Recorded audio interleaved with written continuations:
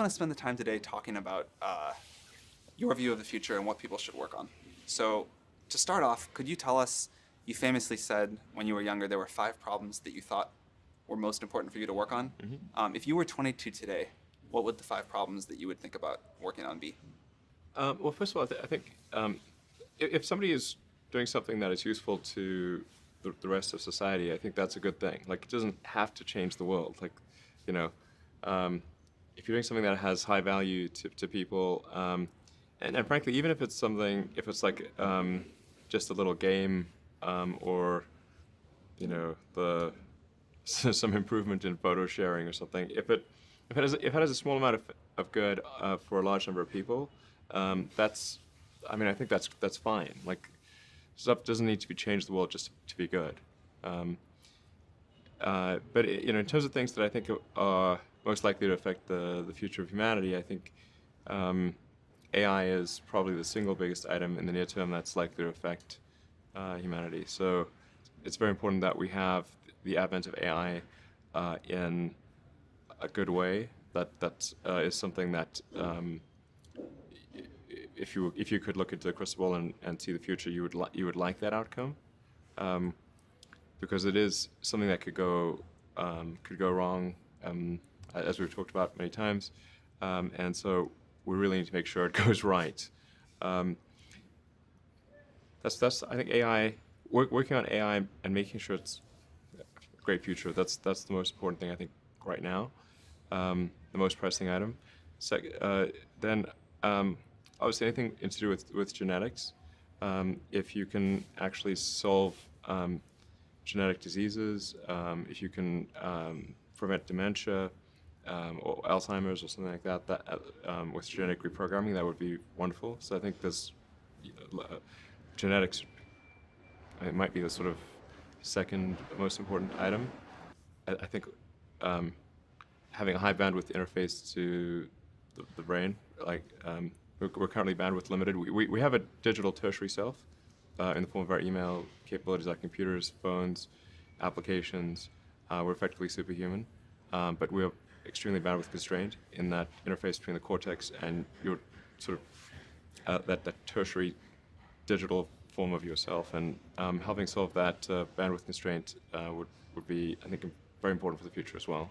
So one of the, I think, most common questions I hear ambitious young people ask is, I want to be the next Elon Musk. How do I do that?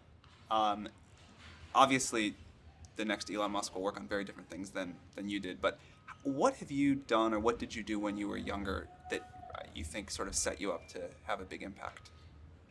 Well, I think first of all I should say that I did not expect to be involved in all these things. So the 5 things that I thought about at the time in college, so quite a long time ago, 25 years ago.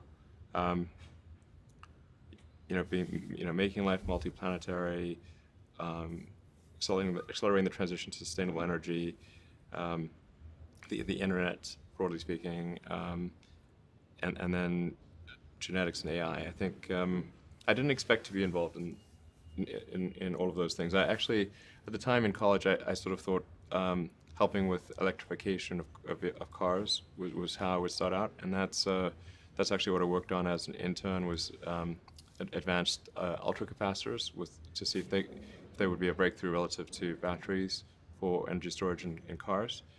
And then when I came out to go to Stanford, that's what I was going to be doing my grad studies on, was working on advanced energy storage technologies for electric cars.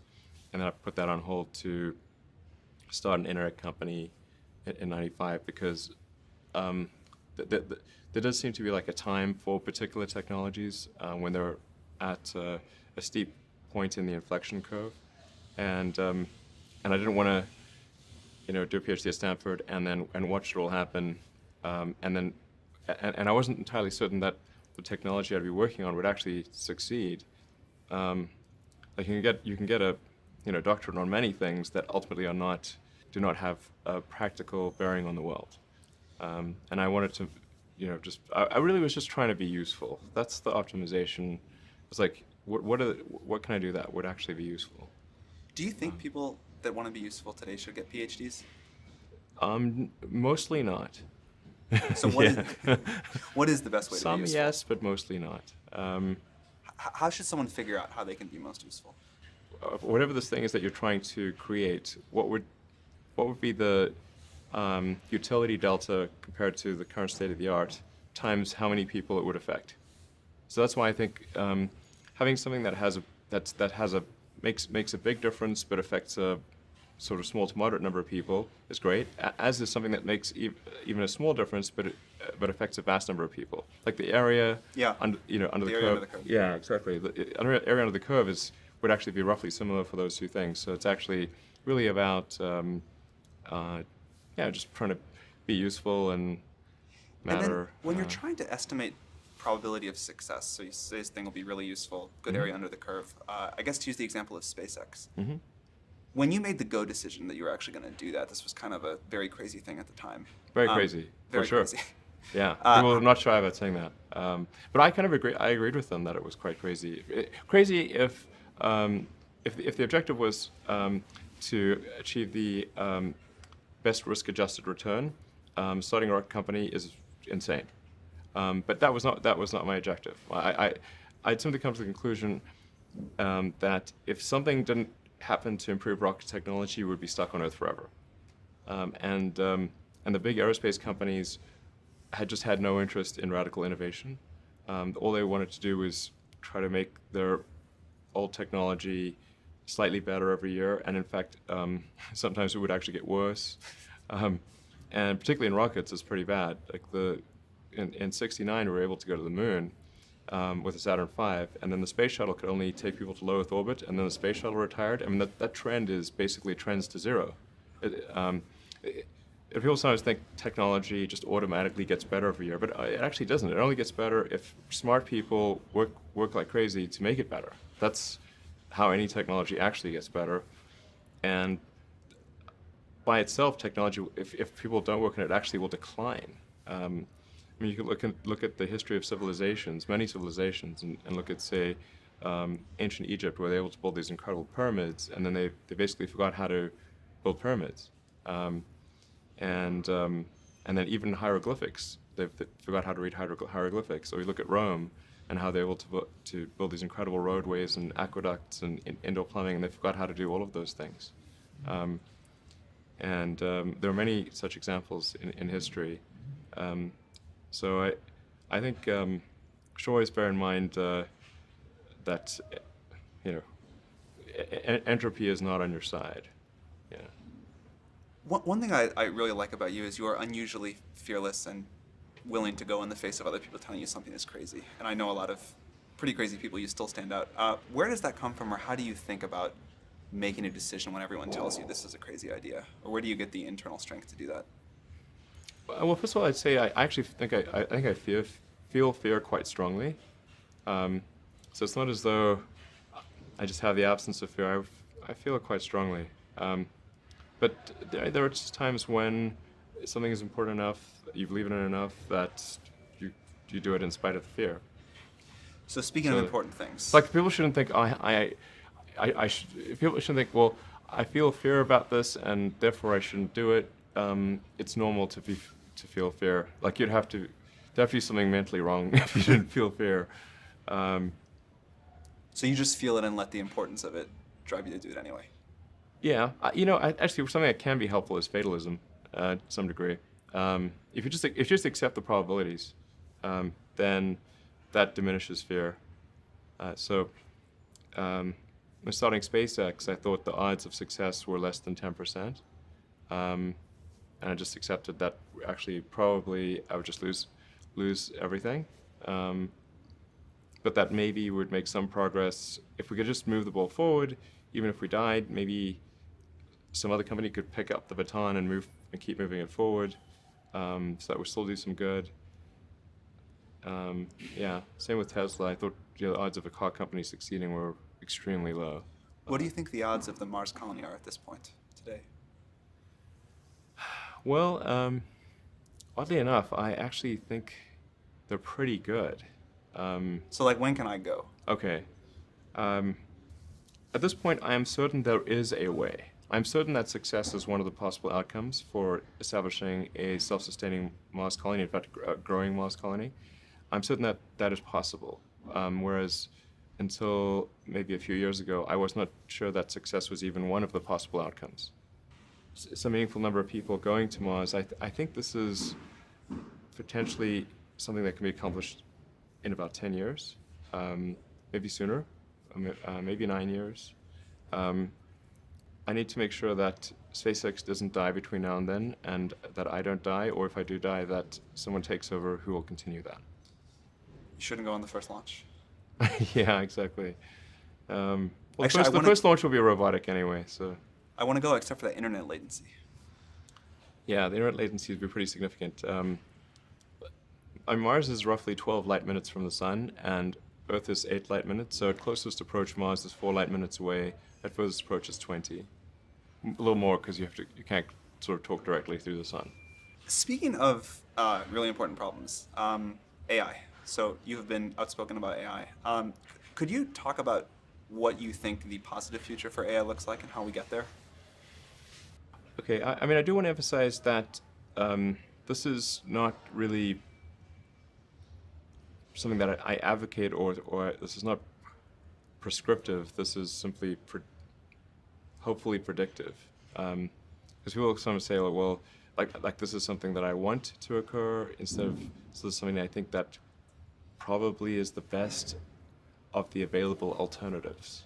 The best of the available alternatives that I can come up with, and maybe somebody else can come up with a better approach or better outcome, is that we achieve democratization of AI technology, meaning that no one company or small set of individuals has control over advanced AI technology. I think that's very dangerous. It could also get stolen by somebody bad, like some evil dictator of a country could send their intelligence agency to go steal it and gain control. It just becomes a very unstable situation, I think, if you've got any incredibly powerful AI. You just don't know who's going to control that. So it's not as though I think that the risk is that the AI would develop a will of its own right off the bat. I think it's more that's the concern is that someone may use it in a way that is bad, and even if they weren't going to use it in a way that's bad, that somebody could take it from them and use it in a way that's bad. That I think is quite a big danger. So I think we must have democratization of AI technology and make it widely available. And that's the reason that obviously Yumi and the rest of the team created OpenAI, was to help with the help spread out AI technology so it doesn't get concentrated in the hands of a few. But then of course that needs to be combined with solving the high bandwidth interface to the cortex. Humans are so slow. Humans are so slow. Yes, exactly. But we already have a situation in our brain where we've got the cortex and the limbic system. And the limbic system is kind of that's the primitive brain. It's kind of like your instincts and whatnot. And then the cortex is the thinking upper part of the brain. Those two seem to work together quite well. Occasionally your cortex and limbic system may disagree, but it generally works pretty well. Generally works pretty well, and it's like rare to find someone who, I've not found someone who wishes to either get rid of their cortex or get rid of their limbic system. Very true. Yeah, that's unusual. So I think if we can effectively merge with AI by improving that the neural link between your cortex and your digital extension of yourself, which already, like I said, already exists, just has a bandwidth issue, and then effectively you become an AI human symbiote, and if that then is widespread with anyone who wants it can have it, then we solve the control problem as well. We don't have to worry about some sort of evil dictator AI, because kind of we are the AI collectively. That seems like the best outcome I can think of. So you've seen other companies in their early days that start small and get really successful. Hope I don't regret asking this on camera, but how do you think OpenAI is going as a 6-month-old company? It seems to be going pretty well. I think we've got a really talented group at OpenAI, and Seems like it. yeah, really talented team, and they're working hard. OpenAI is structured as say a 501c3 nonprofit, but many nonprofits do not have a sense of urgency. It's fine; they don't have to have a sense of urgency, but OpenAI does. Because I think people really believe in the mission.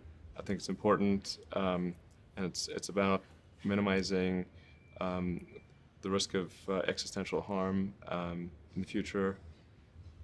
And so I think it's going well. I'm pretty impressed with what people are doing and the talent level. And obviously, we're always looking for great people to join who We're up believe to in the like mission. close to 40 people now. Yeah. It's going well. All right, just a few more questions before we wrap up. How do you spend your days now? Like, what do you allocate most of your time to? My time is mostly split. It's split between SpaceX and Tesla, and of course, I try to spend a part of every week at OpenAI. So I spend basically half a day at OpenAI most weeks, and then I have some OpenAI stuff that happens during the week. But other than that, it's really And what do you do SpaceX when and you're Tesla. at SpaceX or Tesla? Like, what does your time look like there? Yeah, so that's a good question. I think a lot of people think I must spend a lot of time with media or on businessy things, but actually almost all my time, like 80% of it, is spent on engineering and design. So it's developing next generation product. That's 80% of it. You probably don't remember this. A very long time ago, many years, you took me on a tour of SpaceX. And the most impressive thing was that you knew every detail of the rocket and every piece of engineering that went into it. And I don't think many people get that about you. Yeah, I think a lot of people think I'm kind of a business person or something, which is fine. Like, business is fine, but but really, it's like at SpaceX. Gwynne Shotwell is chief operating officer. She kind of manages legal, finance, sales, and kind of general business activity. And then my time is almost entirely with the engineering team, working on improving the Falcon 9 and the Dragon spacecraft, and developing the Mars colonial architecture. And then at Tesla, it's working on the Model 3 and some in the design studio, typically half a day a week, dealing with aesthetics and look and feel things, and then most of the rest of the week is just going through engineering of the car itself, as well as engineering of the factory. Because the biggest epiphany I've had this year is that what really matters is the machine that builds the machine, the factory, and that is at least orders of magnitude harder than the vehicle itself. It's amazing to watch the robots go here and these cars just happen. Yeah. Now, this actually has a relatively low level of automation compared to what the Gigafactory will have and what Model 3 will have. What's the speed on the line of these cars? Actually, the average speed of the line is incredibly slow. It's probably about, including both X and S, it's maybe 5 centimeters per second. And what can you get to? This is very slow. Or what would you like to get to? I'm confident we can get to at least 1 meter per second, so a 20-fold increase. That would be very fast. Yeah.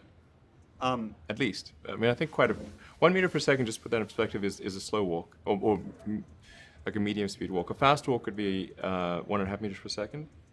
And then the fastest humans can run over 10 meters per second. So if we're only doing 0.0, because it is something that could go wrong, as we've talked about many times, and so we really need to make sure it goes right.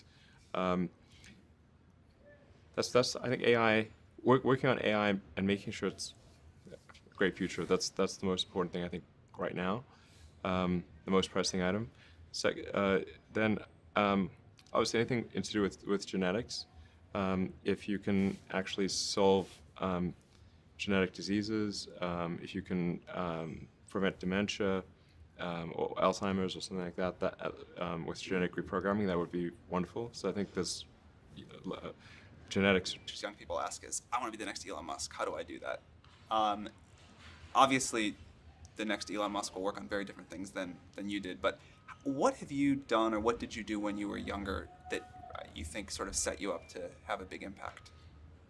Well, I think first of all, I should say that I did not expect to be involved in all these things. So the 5 things that I thought about at the time in college, so quite a long time ago, 25 years ago, making life multiplanetary, accelerating the transition to sustainable energy, the internet, broadly sharing or something. If it has a small amount of good for a large number of people, I think that's fine. Like, stuff doesn't need to be changed the world just to be good. But in terms of things that I think are most likely to affect the future of humanity, I think AI is probably the single biggest item in the near term that's likely to affect humanity. So it's very important that we have the advent of AI in a good way. That is something that if you could look into the crystal ball and see the future, you would like that outcome. Because I want to spend the time today talking about your view of the future and what people should work on.